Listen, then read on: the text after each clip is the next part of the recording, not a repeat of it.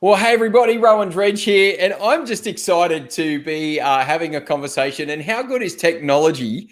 Because I can talk with one of my new mates, Colin Hunter, from the UK, and it's 8 o'clock in the morning here. And we were just joking before we went live. He's on coffee, and I'm ready to go to beer. And and let's not get those two things confused, Colin. How are you, mate? Absolutely. I'm really good, mate. I could probably do with a beer now, actually. Well, that might reinforce some of the ways us Australians think about our some of our UK friends. I won't say all. Yeah, of them, no. Let's not go down that path, mate. Oh, dear me. Now, really quickly, just sort of real live events. I'm currently self-isolating, waiting for a negative COVID test. The UK has had a really rough run over the last several months. How just for the people that will experience this globally, how are people just experiencing everything? How's the general sense of summer being upon you and possibilities of restrictions being eased? Well, you know that the summer in England or Scotland is probably not the summer you're used to in Australia. So at the moment it's absolutely chucking it down outside. But no, we're in a reasonable place. We've had a tough year like everybody else has. We've had a death count that's bad. But actually, when you look now, we're pretty much out of lockdown. We've had an extension, so certain businesses are not open, which is tough for them. Certain events are not happening. But generally, if you look at it, I think we're in a good place. We're ready we're ready to get out there. We're ready to go back to life, if you want to put it that way. But there's a piece in here about just, we've been through so much. I think everybody is in that state where another month, we'll hold off. We'll be okay. To do that. So we're good. We're resilient. Yeah, that's what we would say.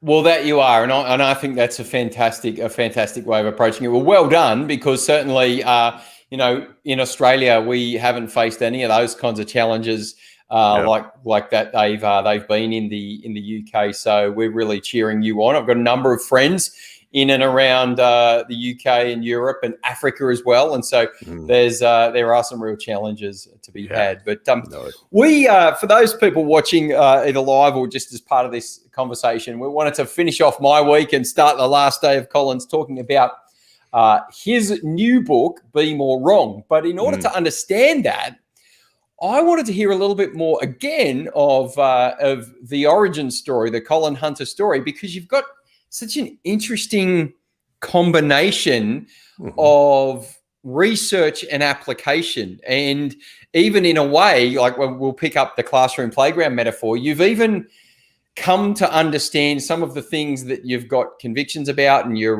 potential squared delivers and all the things that you're bringing to the market. You've actually learned because of your own value system, because of the experiments and experiences you've had along the way. So tell us a little bit about your story and how you got to be where you are and do what you're doing.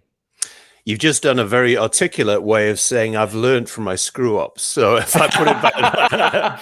therefore, Be More Wrong is an excellent title, right? Absolutely. I mean, if you go back to my potted history, I grew up being the grandson of a professor of theology. So I spent half of my life going around being Professor A.M. Hunter's grandson.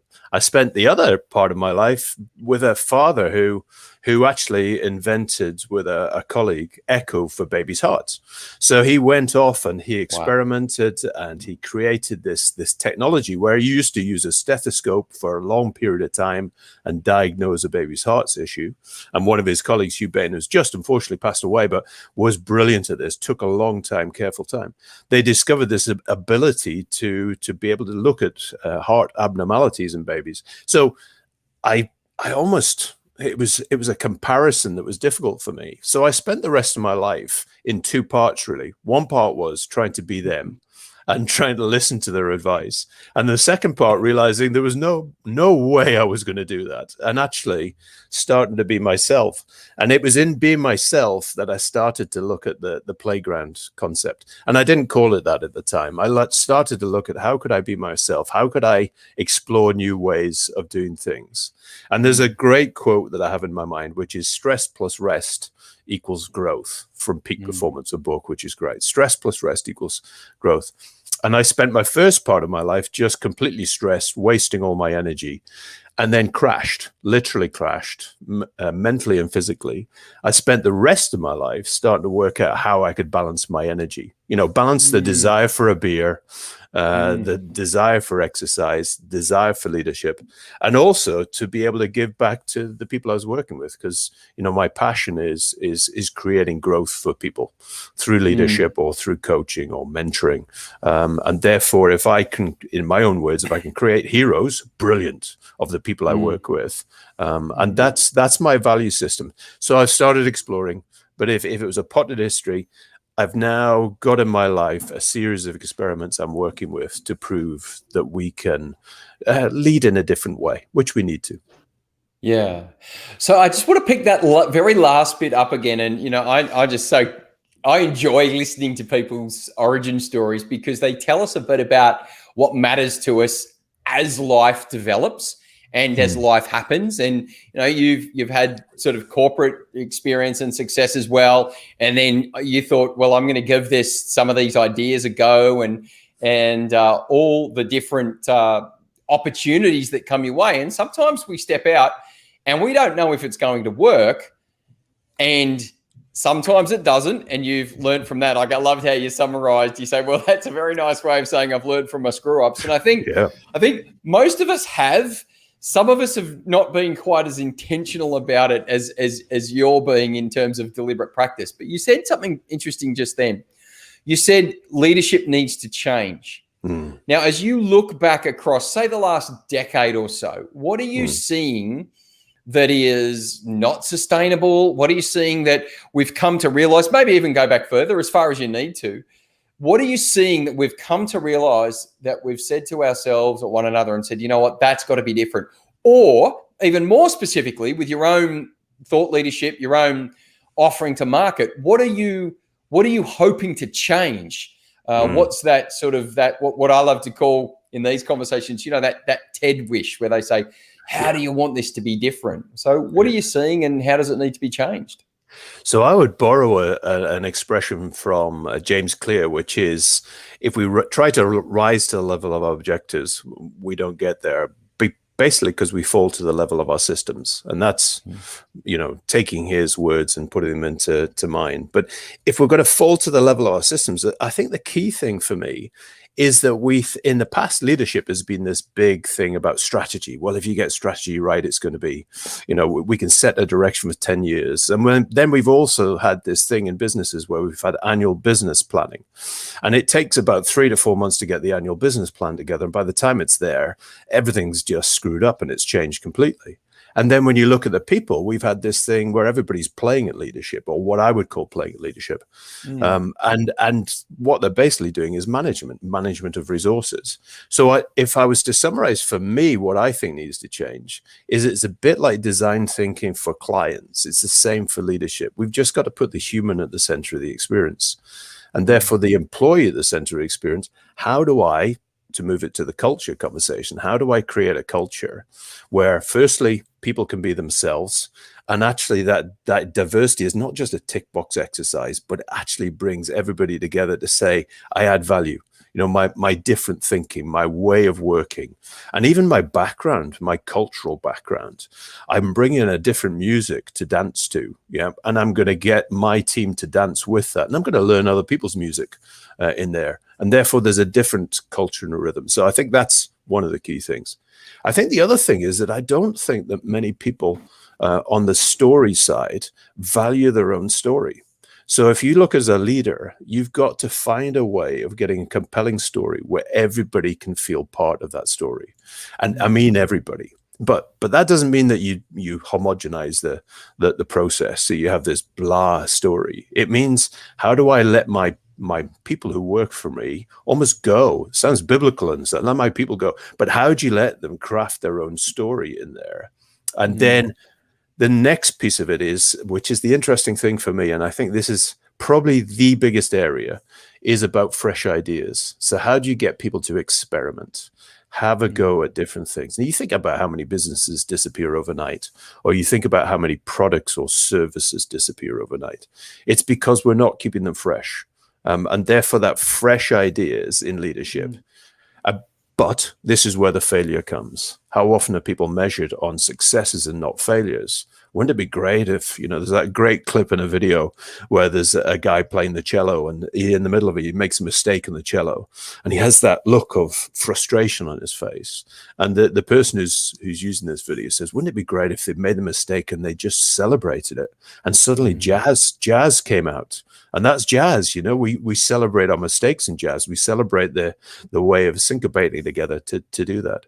So that's it. And then the final bit for me is, if you look at growth and capability, I've got 16 and 17-year-old daughters, and I'm looking at them and say, so how are we as leaders going to allow everybody to grow, be capable, have the mental strength to survive in what is going to be a rapidly changing world? I mean, you're dealing with your own issues at the moment with COVID and other pieces, but moving house, all of those things.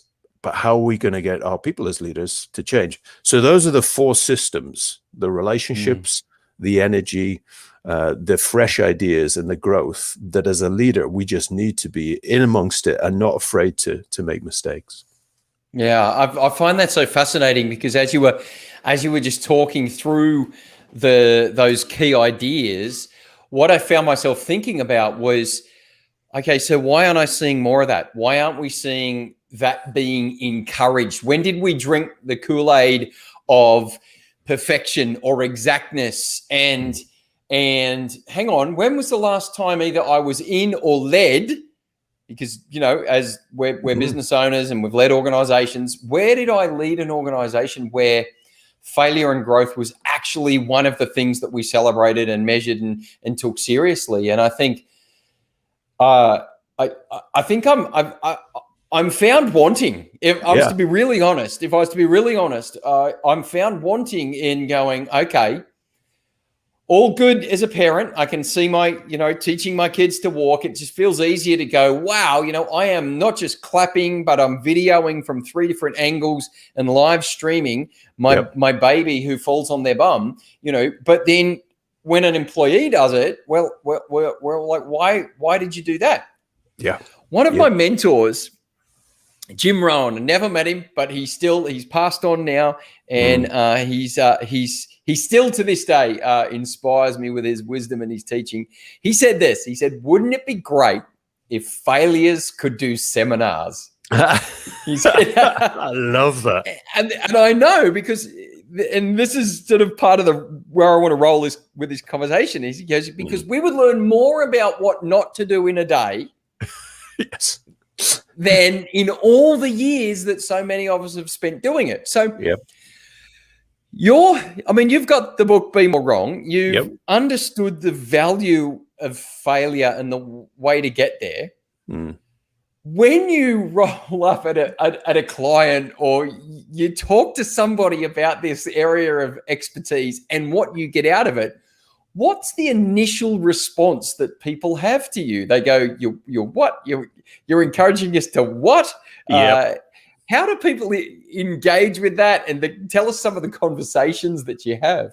Yeah, no, I love it. And I've seen your parenting skills, and they're great. So, for me, I've seen it live. That's right. Everybody else didn't see it live because we hadn't quite gone live. But yes, my 2 kids were arguing with each other before we jumped on here.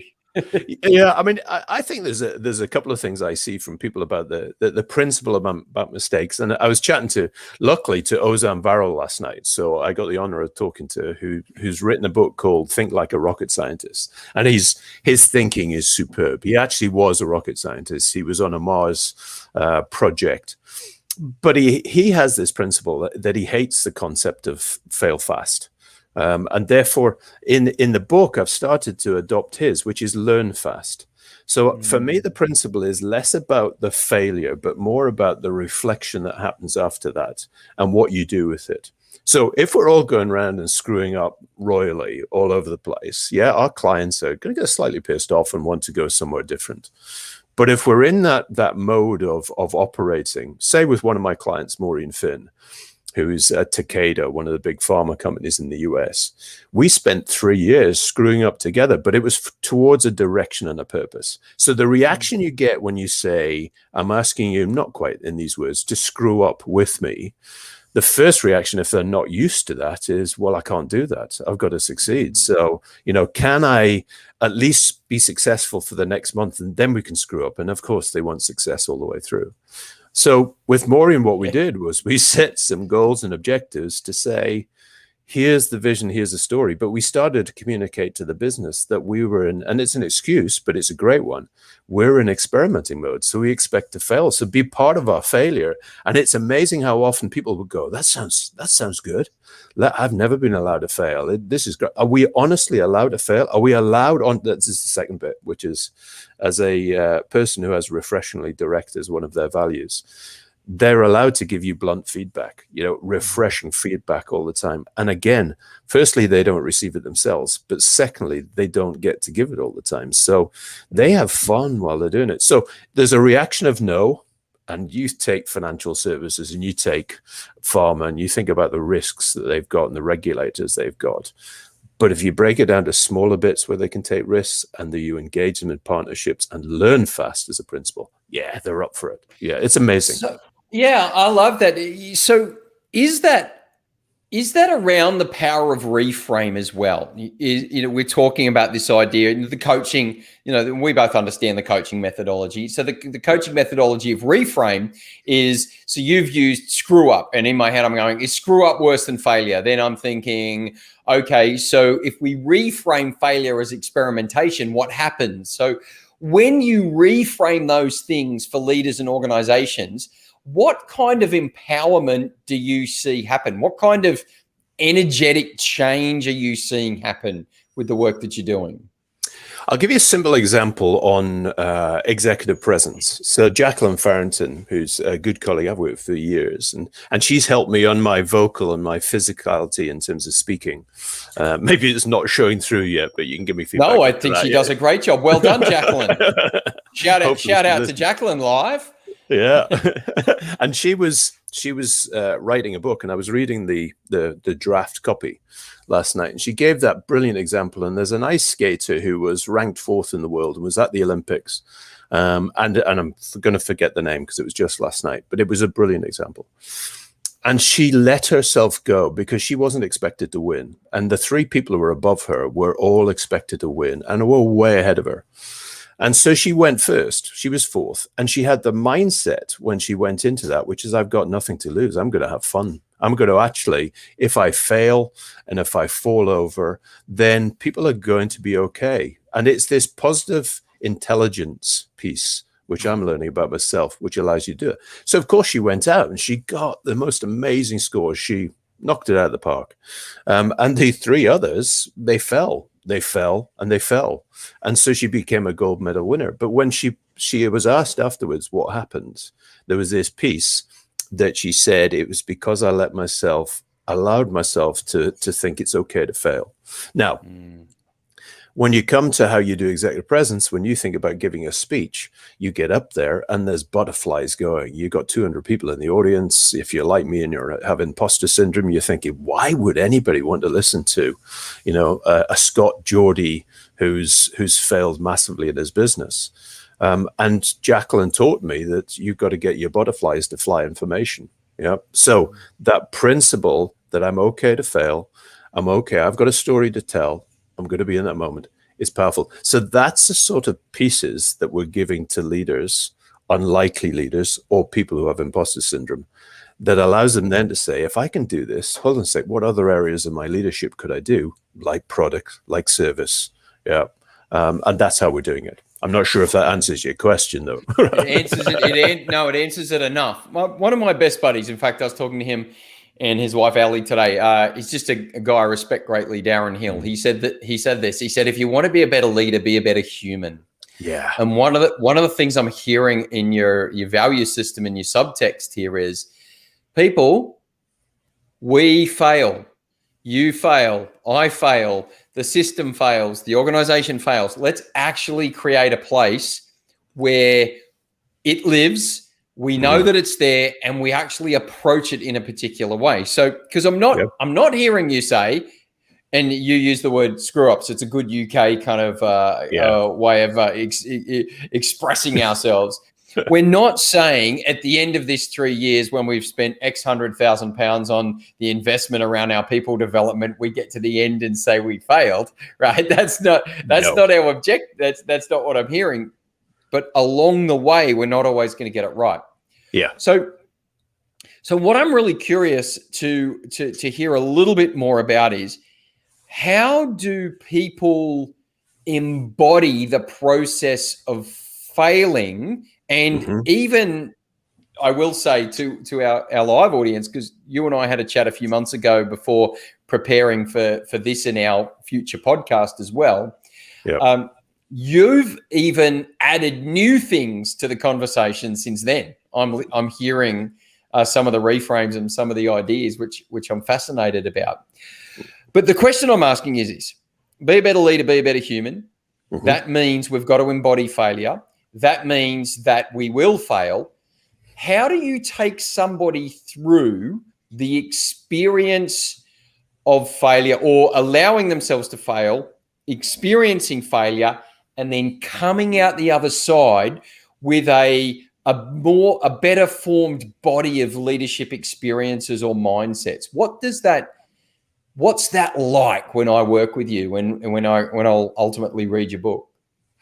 So I think there's I'll give you a couple of stories if I can. And one of the stories, and it starts with an email yesterday that I received from a person a guy I work with, and he was probably the most dysfunctional leader I've met. In a scary, as a coach, you would sit and think, oh my God, how am I going to work with this guy to establish just a sense of traction, as I would call it, in his work and his leadership. And he wasn't successful. He was brilliantly successful for the client. He just, as a leadership for the human, for the people around him, it was almost like he was creating a world of chaos around him. Yeah. And what was beautiful to see is he did a presentation last week to a group of people where he shared his whole story, the vulnerability, everything that he had gone through.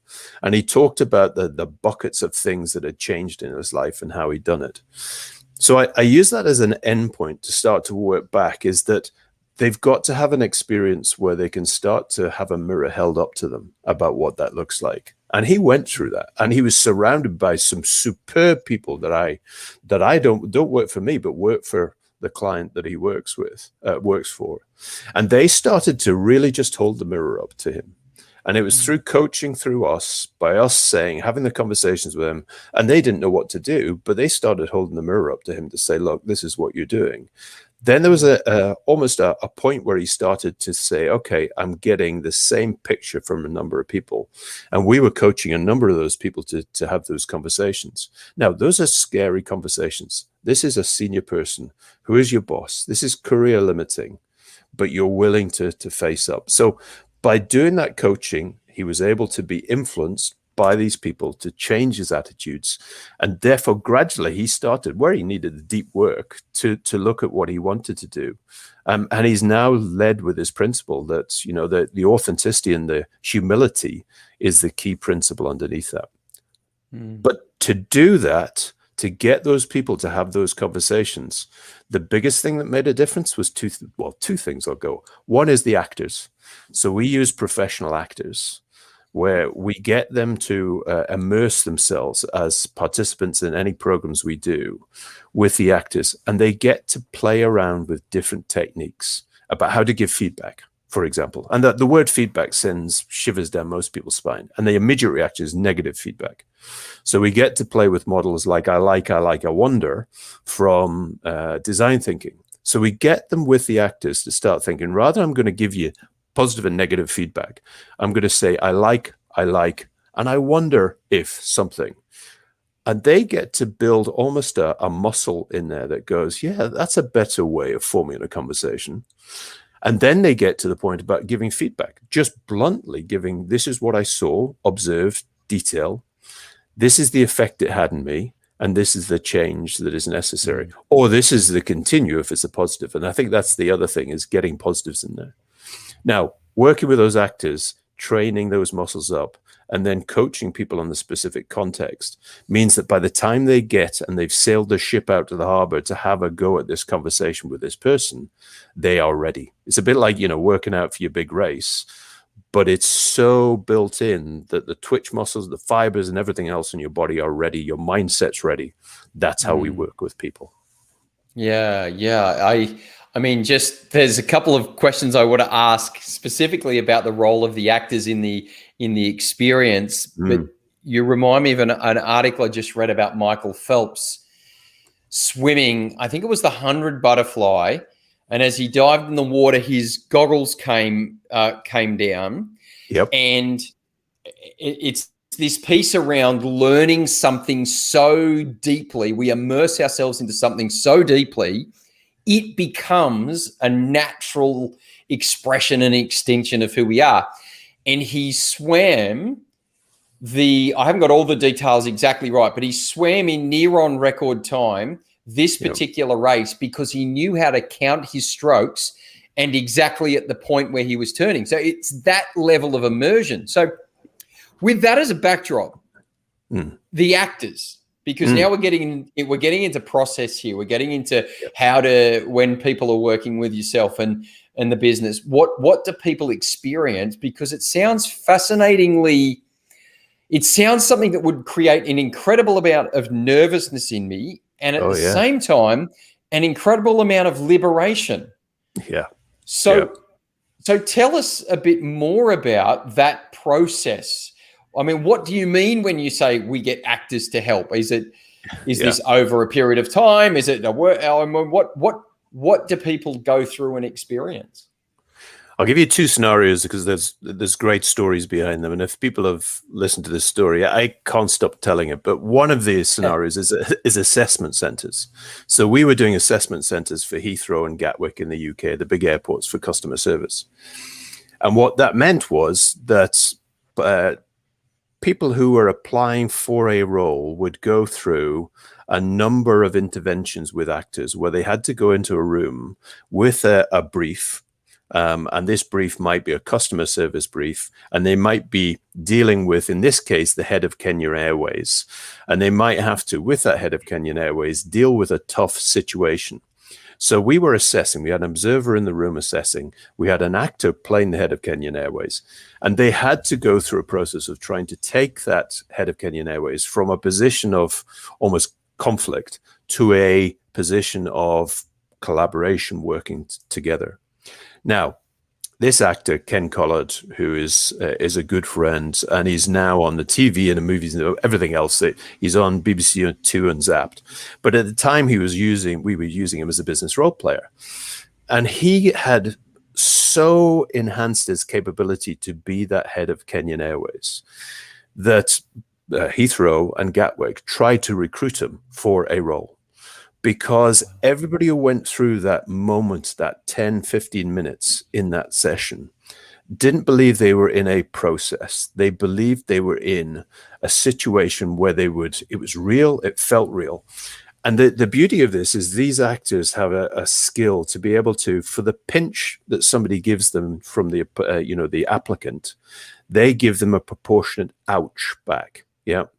So in other words, this dance that they have in the room meant that everybody walked out. The successful people would walk out and go, I know exactly why I was successful, because this is how I felt, this is what I said, and this is how the other person reacted on the other side. For those who were not successful, they knew exactly why they weren't successful, because they knew how they felt, they knew the reaction they'd gotten the other person, and they were given the feedback afterwards. So they even walked away thinking, well, now I know exactly what I need to develop.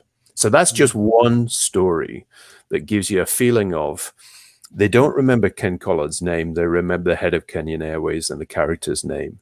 And when they see him, they'll just immediately, instinctively click into that moment and remember it. Yeah. I think it's a perfect segue to your idea around learning and development occurs better in the playground than the classroom. And I love it. I mean, I started life as a teacher, so I started life in the classroom, and did not know that. Yeah. I remember back in the day, I played my Year 8 commerce class the Queen song "I Want It All," and because we were talking about wants and needs, and this is a long time ago. And my wife's a primary educator, and so the classroom is a big deal. And one of my other colleagues and mates, Taki Moore, says you can learn more about a person in an hour of play, than you can in all of the time that you might spend in the formal education space. So there is no defending the classroom, because I know we learn, right? I get it all, but you've managed to make a transition across to a particular approach to learning, and you're using that metaphor of classroom and playground, or content and play. I'd really love you to unpack that for us and help us understand that, because I think it's solid. So I'm going to go back to what you said earlier on about there's a certain nervousness of the actors and work with that. And unless somebody has nerves and unless they have a certain trepidation, they haven't sailed their ship out of the harbor. So most leaders are playing with the sails. My ship looks great. My team look great. I've recruited this person, that person. But they haven't stretched themselves. Now, when you stretch and you go outside, you're going to get stress. To stretch your team to be ready for the next piece. So we've got to find a way of, rather than making that so stressful that they just switch off. So even if you take the Michael Phelps example you had before, if he had been in a stress mode because of his goggles, he probably would have forgotten, even though he'd purposefully practiced it, he probably would have forgotten. But his flow, and the play is about flow, allows him to just be himself in that moment. And it just flows. And I'm pretending that, I'm a swimmer by moving my arms like this, but he's in that flow moment. But when you think about leaders and when you think about the development, and I think of an example. You think about an internal auditor. We do a lot of work with internal auditors, and internal auditors do a fantastic job. And what their old role was seen as was policing when managers and leaders were screwing up areas of compliance or whatever it is in the business. And therefore they had a police mindset, which came in, which is, we're going to do the audit. This is the issue, and we're going to deliver you a result. So a bit like my version of teaching when I was growing up, which was, Hunter, you'll never make anything out of your life. I'm trying to do a Yorkshire accent here. That was my assessment. And therefore I hated my teacher in that case. Won't mention his name, but it wasn't helpful to me. Not going to make any life and focus. So when it comes to the internal auditor and creating a playground, we had to get them to work in a different mindset around assurance, to provide education to the people they're auditing. Now, how do you do that? So what we did was we created a playground that was 5 days, 4 or 5 days, depending on the company, where we put them through a process where they were in action learning groups. They had a coach. And from the first off, we were doing plank exercises, puzzled proper. We had world records. So a bit like your friend was quoting, just at that moment, you saw people trying to go for the world record in puzzled proper. And that was observed. And that was commented on, and we would see the real behavior in that moment. So we warmed them up. We did the warm-up exercises.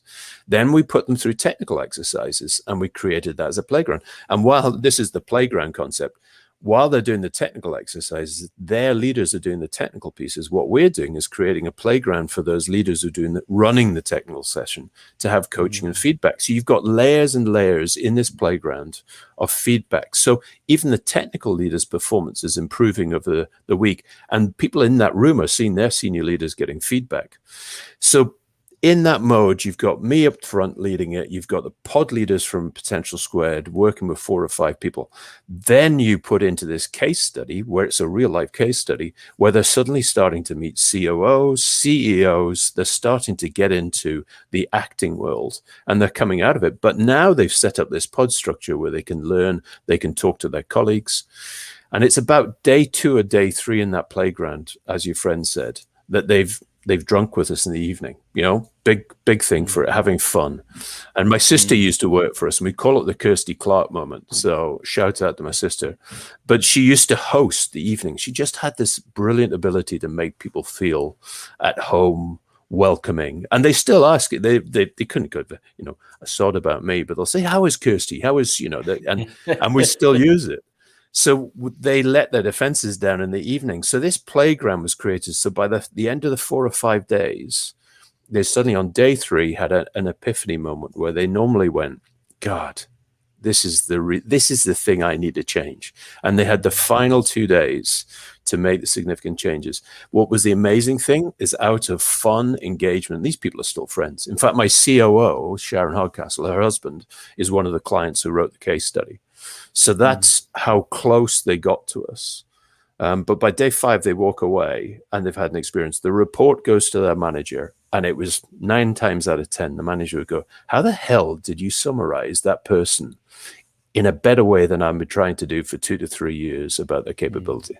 There's a playground. Hopefully that gives you an example of how we do it. Yeah, no, I think it's strong. And so then take me through the expected, we were with a client yesterday, and we were on to your equivalent of day 3 with them, executive team. And one of them said, I'm finding this really challenging because I'm having to confront some things about me. Yeah. And so I just find that a really interesting sort of reflection that you said there is a point, there's a moment, I think, of no return when it comes to development. And so how do organizations, how do they reflect on and then make use of or take advantage of the experiences learned through play over time? So if we went back a year later or 2 years later or 3 years later, what are you noticing about the transitions, about the changes in confidence, the difference in the cultural and the leadership dynamics? So if I just take that one example, which was Barclays we were working with, and a shout out to the leader, Mark Carawan, at the time. So when we were doing that, he had a senior team that were working around that table. And that senior team were the people who were starting to work with us, starting to work with the academies. We had 3 levels of academies in there. What we noticed is a couple of things. Is Mark was hardly involved in the academies. He never really came to them, but he let his team go with them and fly. Now, out of that senior team that were in that room, one went on to Prudential, very senior role, James Turner. The others went on to very senior roles, Paul Day, Lloyd's. The others who were below them have then moved on. I'm working with a guy, Mustafa Aram, at New York Stock Exchange in internal audit. They have moved on because it drip-fed that culture down there, which is it suddenly became that people were important, firstly. Secondly, the assurance had moved on. So even, I think it was KPMG with the external auditor, mentioned the academies in a report to say the reason we would rate Barclays as high as it was at the time for internal audit and the external auditor was because they had provided a behavioral assurance pattern in there that allowed them to be more successful. So we see that change, we see that move, but also people leadership was massive out of that. And it started to identify the people who didn't do it and the people who did do it. And it's no surprise that the people who did do it are the ones who are successful, and the people who didn't do it are the ones who've gone on to maybe smaller jobs somewhere else to work. And so those are some of the key measures, that we had. So good, yeah. And isn't it just as a service provider, as somebody that wants to be part of a person's world like this? Is that just not what we get up every day to do? It's just that kind of change is just, forgive us everybody, we're just having a moment here about the work that we do and how much we love it. Why should we apologize though? Exactly. Exactly. As long as it's not all about us, Rowan, come on. Of course, yes. Now, Be More Wrong, the book. It's a bold title, I will say, and it's certainly inviting people to think about, at the start of our conversation, to reframe and think about failure. So tell us a bit about it, about the seed of it, the big ideas that are in it, what we'll get from reading it, and unpacking some of this core IP. Yeah, so let me do it from a number of different readers. So for all those who are going to switch off at the moment and all those who are going to switch on, I'm going to say the first principle in here is it's written in a hero's journey format. So the hero's journey is in every culture. So if you're a Lord of the Rings fan or a Harry Potter fan, just listen in. If you're not, you can pause for a second and go, we'll come back to you in a second. So the hero's journey is, if you think about that, why do we love the fact that Frodo and Sam left the village? Why do we love Gandalf? Why do we love the fight against good and evil? Why do we love the fact that that fight against good and evil had different people coming in, Merry and Pippin? Why all these different heroes that suddenly were created throughout this story? Why do we love this so much? And you suddenly get to the point of realizing that leadership is about that. Leadership, you're a guide to create heroes out of your team and allow them to go off and have their exploration stories, and actually sometimes let them go run. It's about letting them getting out there. So I'm going to create a business where I'm going to populate the rest of the businesses like Mark Carawan did with his internal audit team, populate the rest of the businesses around the globe with heroes. So that hero's journey, but it's the interesting bit for me on the hero's journey. If you want to read the book, this is why you'll love it, is that you will never come back to the village where you set off from the same person. So the whole principle is Frodo and Sam came back, but they had changed. And it wasn't that they didn't like the village, but they just had a different perception of the world, which allows them to go off on their next adventure. So that's one bit. It's written in a leadership framework. It's an iterative process to go. The second framework, if you want to go down this route, and this is has a big impact on me, and we talk about Michael Phelps, we talk about how he and a lot of the top sports people train, goes back to the systems and habits. So what the book also does is outlines what are the systems and habits and purposeful practice that as a leader you need to do to create those systems of, in one way, host, engaged teaming, energy, fresh ideas, and growth. And therefore, I'm not going to say that everything in the book, do it, tick list, and it's going to be successful. It gives you some ideas about what you might want to experiment with, to play with, and grow on. Now, I'm a big fan of Simon Sinek's infinite game. Life and leadership is an infinite game. So you're never going to get there. Just accept that. But your purposeful practice of these systems and habits that are outlined in the book will give you a starting and a framework. And then go read all the other brilliant books that are out there. The Adam Grants of this world, the Michael Bungay-Stanier Coaching Habit is superb. The Advice Trap, Leanne Davey, all of these other authors I can quote. So it's a starting point to give you systems and habits. And then it's start of your journey as a leader to go off and create those nested habits, as we call them, into your work and practice. Yeah. Yeah, I love it. Well done. And I want to finish up with just this sort of summary. That sort of heartbeat for this idea of be more wrong, the heartbeat for the hero's journey, I think, is what I love about coming through. And the piece that is as we're concluding that's really warmed up for me in our conversation has been this really delightful blend between people, leadership, and system. Yep. And how I use a metaphor with clients about skin and skeleton. So we actually need both. We need the sense of how does it appear to the world? How do people experience it? My partners at Giant talk about what's it like to be on the other side of you, that the skin, the external, and then there's a supporting structure. There's something that gets me there that I can rely on. And as people read this, as leaders read this, as organizations embrace it, what is it that you're hoping they get from it and then become by it? So what I'm hoping is that people will start to set up systems around systems around themselves. So we've set an advisory board for us, and we've got 3 advisors who, in theory, have never done an non-executive director role, as we call it in a business, but they're practicing with us. But those advisors are my leadership and our team's leadership guide to a direction.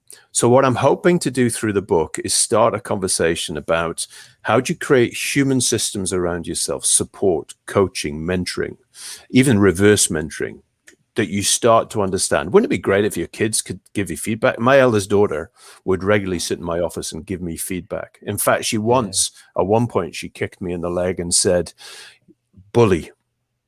And I just had that moment of going, wow. And I suddenly realized something I'd done in the office, she had learned at school, was what she would define as bullying. And she was right. And it was a shocking moment. So even the reverse mentoring upwards from our children, from the people who work for us, how do we create those human systems that then start to involve and engage people? That's what I'm hoping for. I love it. And I mean, again, there's subtexts to this conversation. I'm looking forward to the book coming out because I'm listening to you share this, Colin, and I'm saying this is a courageous workplace. These are bold leaders. This isn't just the leader that's bold. This is the true definition of psychological safety here, the ability to embrace the vulnerability, to embrace the authenticity, to embrace the failure. And so I'm excited. I mean, we've obviously had the opportunity to have this conversation, but we're also going to be putting one of our conversations on our 4 Leaders Global podcast in the bag as well. So I'm looking forward to that too. If people want to know more about you, they want to be able to contact you, they want to engage with you around Potential Squared in the book, where can they find you? So for the book, it's bemoreWrong.com. So yeah, that's very easy to do. I'm also on Instagram with BeMoreWrong. So those are 2 areas. For the business, Potential 2, potential and the number 2.com. You'll find us. You'll find more about the VR and the other bits of immersive work that we're doing at the moment. And very happy to have you drop in there and make contact with me. I love getting connections. I love getting feedback. I'd love to get feedback on this, and I'm sure I will from yourself around how this has come across today. So love to connect with people. Thank you so much. Well, I do know, being down under, you're going to have a great day today on Friday. It's our evening here, your morning. I tell all my friends in other parts of the world, I'm already there. It's going to be a great day. You'll have a fantastic time. So, Colin, thank you, mate. This has been great. And I'll look forward to really cheering you on and really championing your book, Be More Wrong, and your work that you're doing with organizations all over. Well done. Thanks for your time. Very kind of you. Enjoy your beer, Ron. I will. Very much so.